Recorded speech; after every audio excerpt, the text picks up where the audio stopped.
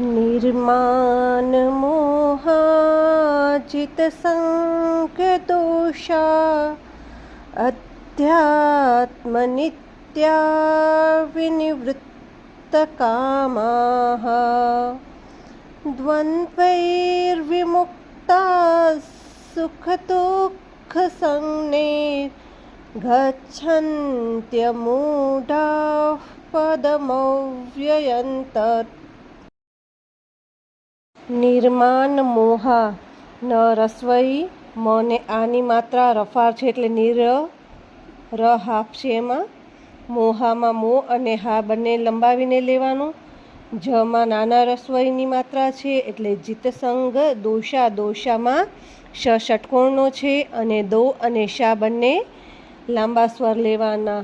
અધ્યાત્મ નિત્યા અને ધનો આઘાત આવશે, ય જોડેલો છે, ય ઉપર તનો આઘાત આવશે એટલે એના ઉપર ત ભાર દઈને બોલવાનો. અધ્યાત્મ નિત્યા નિત્યામાં રસવઈ અને ત ય સાથે જોડેલો છે, ન પર તનો આઘાત. અધ્યાત્મ નિત્યા વિનિવૃત્ત કામા વ્ય અને ન બંને રસવઈ છે, વને ઋષિના રૂની માત્રા છે.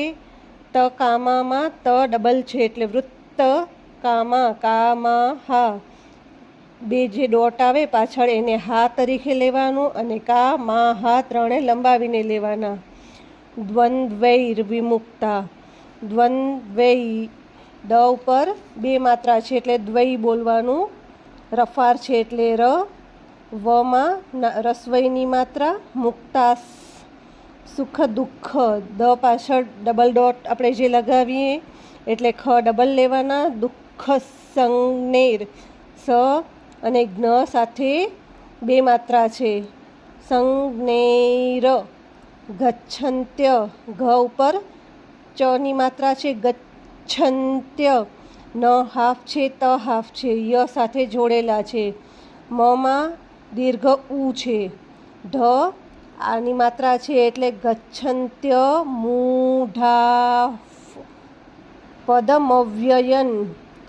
મ પાછળ વ હાફ છે એટલે આઘાત આવશે. ય સાથે બીજો ય અને ઉપર ન નો ડોટ છે. પદમવ્યયન તત.